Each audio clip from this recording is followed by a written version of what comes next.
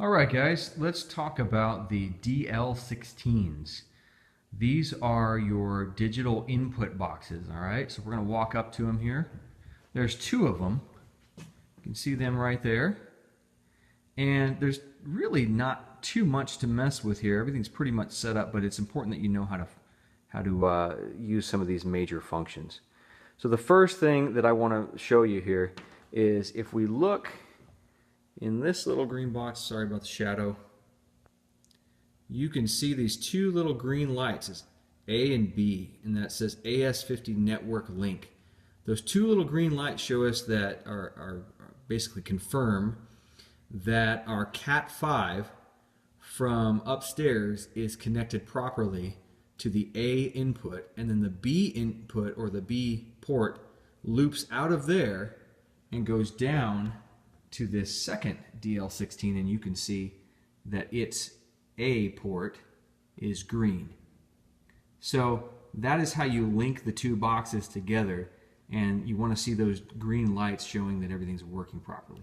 Okay, so this is what happens. We get all of our signals coming from the stage, and they go into these inputs over here on this side. You can see all those inputs, all right? And what happens is it actually, before it hits there, it hits down here into the patch bay.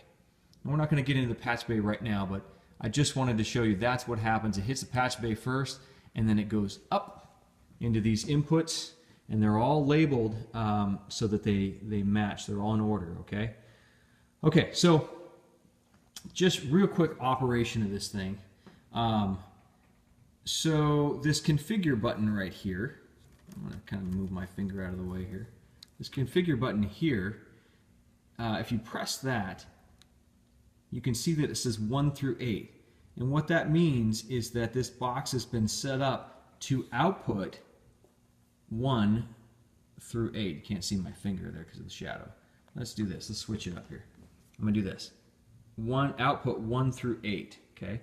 Then if we come down here and we hit the configure button, let's see how I can do this. There we go. See the configure button? If I hit that, you'll see that the screen says 9 through 16. And that means that it is sending signals out of this 9 through 16. See that? So that basically is telling the board upstairs, hey, if you're sending signals out, which one's going to be first? And this top unit's going to be first, and the second one's going to be second. Okay, pretty simple. All right, let's go over an input here. So I'm going to switch places here. It's going to get a little dark because of the shadow, but you can see, that didn't work out so well. Let's try this.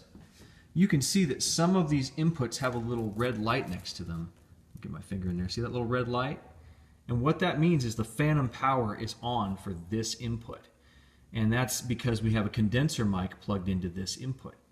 All right, so how you can change that, of course you can do that from the board like I showed you in the other video.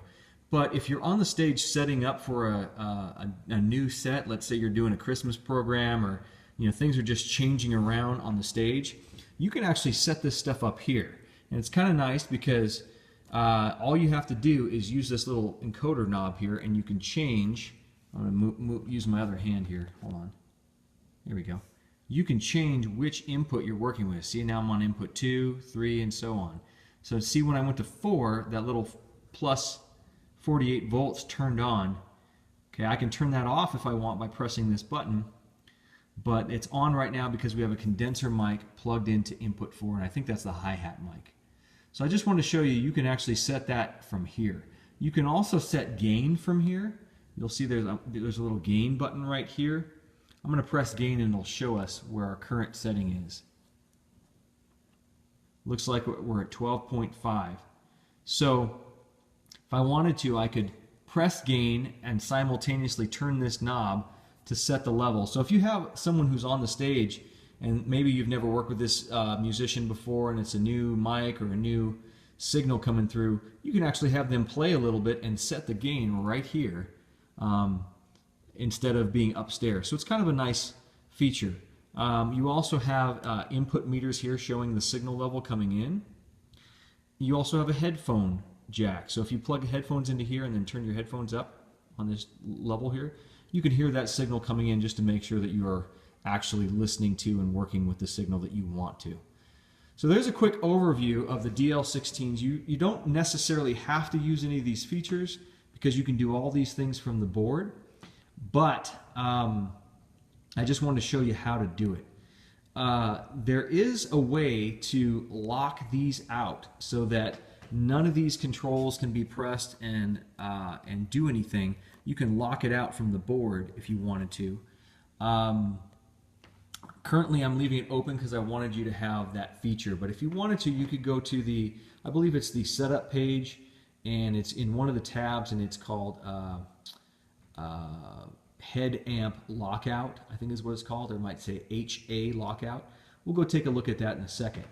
But anyway, there's a quick little overview of the DL16s, the input boxes, and you know what? I'm going to catch you guys on the next video because I want to show you that the ability to lock them out. So I'll see you in a bit.